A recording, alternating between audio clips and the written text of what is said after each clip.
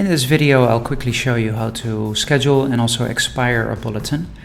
So to schedule a bulletin, click this to yes, and you can specify a date and a time. I'm just going to set this to a time that's relatively near me.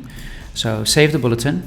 Remember, this date and time is in your time zone that you have set for your site.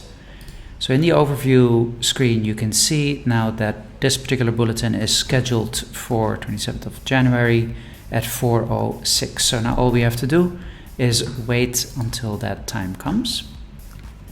So it is just past 6 minutes past 4.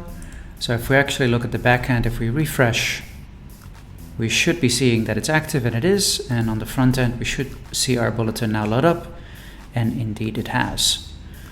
So next to this, you can also expire a bulletin in the same sort of way. So go to the expiry tab, then enable the expiry, and then you can choose a expiry setting. So very similar to how the schedule function works. In the overview screen, you will then see that the expiry is set for 5th of February at 5 p.m.